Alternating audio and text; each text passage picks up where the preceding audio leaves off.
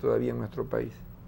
Por supuesto, Ecuador, más que otros países de América del Sur, es la que tiene mayor cantidad de terrenos no utilizados todavía, terrenos muy fértiles, la mayor cantidad de climas, de microclimas, diferentes tipos de humedad en las diferentes regiones que tenemos.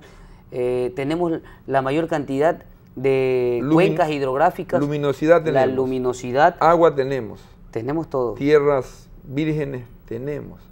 Abonos, son necesarios los abonos hechos industrialmente en el laboratorio, con un impacto probablemente benéfico para quienes los venden y perjudicial para quienes los usan.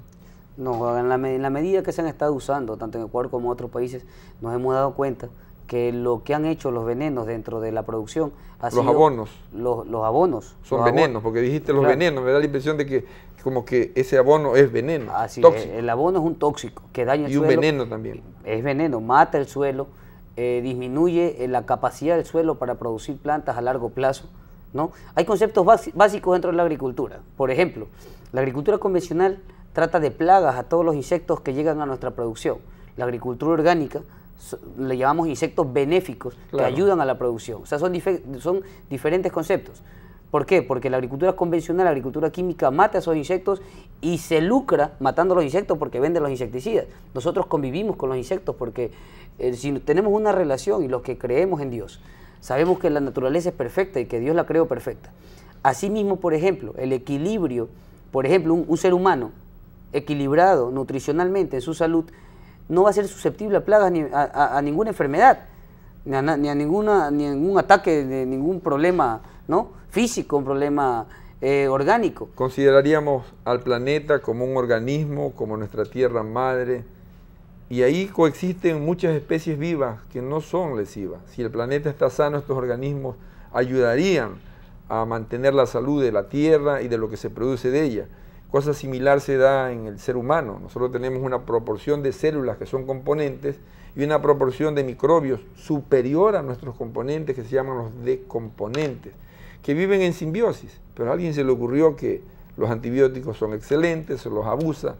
Va por este lado también de la agricultura orgánica, en el caso de no abusar de fertilizantes y de antibióticos, ya que yo he revisado en algún documento que en cada alimento que llega a la mesa de cualquier latitud del mundo, a no ser donde haya un control estricto, existen más de 250 sustancias extrañas o xenobióticos, y en cada vaso de leche existen más de 200 dosis de antimicrobianos o antibióticos.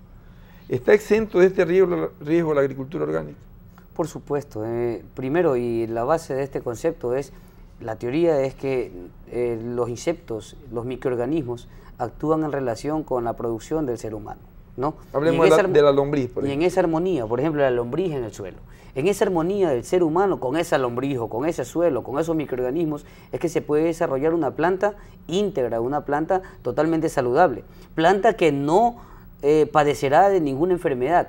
Recordemos que todos los microorganismos, bacterias, hongos, protozoos que existen en la naturaleza no son dañinos. Ellos se mantienen en una relación permanente, en una simbiosis permanente, en la que nosotros como seres humanos metemos nuestra mano en la tierra y comenzamos a crear las plagas.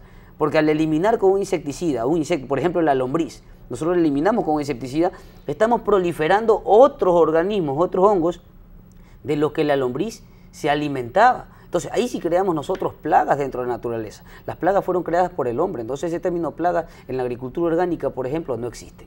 Plaga, pestes, ¿no es cierto? Plaga, eso no existe. Ahora, ¿cuál sería el impacto, para poner una semilla de concienciación en quienes nos sintonizan, de no consumir alimentos orgánicos? ¿Hay alguna vivencia en especial de alimentos consumidos, producidos de una manera no orgánica y que haya dado un impacto muy fuerte en niños, por ejemplo? Bueno, hace algunos años ya, por ejemplo en Estados Unidos hubo la llamada muerte silenciosa de los niños. Muerte en la cuna se llama. Muerte en la cuna de los niños. Esa muerte en la cuna se dio, pues, en uno de los casos. Probablemente entre algunos de los factores. Entre ¿no? algunos de los factores, y para nosotros como agricultores orgánicos el más importante a tomar en cuenta es el exceso de nitrógeno, por ejemplo, en la sangre de esos niños. El exceso de nitrógeno dado por el exceso de nitrógeno utilizado en las bananeras que los niños consumían papilla de banano, ¿sí? Entonces el problema venía desde el campo, el problema venía desde la tierra, donde el ser humano utilizaba sin medida estos productos químicos tóxicos que hacían daño, en este caso especial, a esos niños que morían antes de que llegue el día. Entonces hay que tener claro, en otro concepto, para los agricultores y para los productores que nos podrían estar viendo, que no es lo mismo productividad que rentabilidad. A veces nosotros confundimos, entonces ahí cometemos un error en la utilización de tóxicos en el campo. Nosotros a veces decimos en nuestra producción, yo pude producir 100, 120 sacos de arroz por hectárea y me fue muy bien, ¿no? Eso es productividad. Pero ¿qué tan rentable para el productor ha sido producir esa cantidad de sacos de arroz o de maíz o de soya?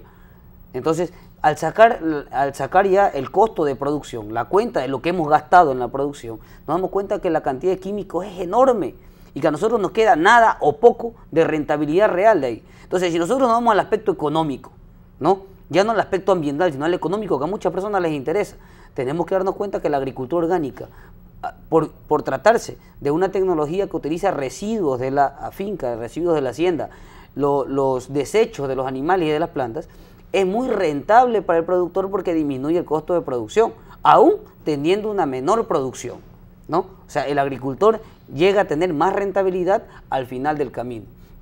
Y esa es una de las cosas que nosotros le inculcamos a los agricultores de los diferentes cantones para que ellos se sientan respaldados, ellos se sientan con ganas de involucrarse en la agricultura orgánica sabiendo que su familia no va a padecer por su alimento. Alimentación a riesgo bajo, yo le llamaría, Richard, a la agricultura orgánica, porque el riesgo inexistente es improbable. Más bien vale asumirlos, vale aumentar esta proporción de agricultura orgánica para tener planeta saludable, alimentos saludables y seres humanos saludables con vida y calidad de vida. El programa llega a su fin. Quiero que de tu corazón dejes palabras para poner la semilla, para sembrar hoy día orgánicamente el concepto de lo que es alimento saludable y alimentación orgánica.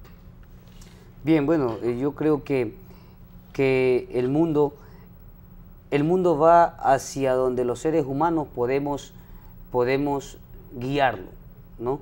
Si nosotros somos seres humanos sin conciencia, seres humanos que pensamos en cuánto podemos beneficiarnos de factores económicos, perjudicando a quien sea, inclusive a la naturaleza, entonces no vamos a poder heredar a nuestras futuras generaciones un mundo en el que van a poder vivir sin problemas, a poder vivir con sostenibilidad, con sustentabilidad, ¿no? Sin riesgo de la naturaleza.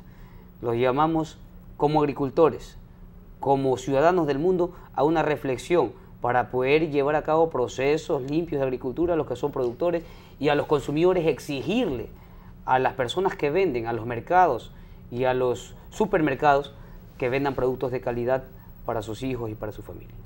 A los consumidores y a los productores, a los agricultores, a los técnicos, a los científicos, que unan los conceptos de una ciencia con conciencia, porque el dinero es necesario, pero junto a este debe de haber una sostenibilidad de lo ambiental y un estado compasivo de aquellos que estamos dentro de la sociedad.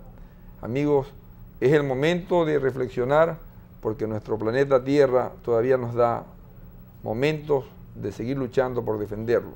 Y nosotros como seres humanos debemos de defender nuestra salud sin perjudicar a los demás seres que habitan en nuestro planeta. Gracias por sintonizarnos, los esperamos en el próximo programa.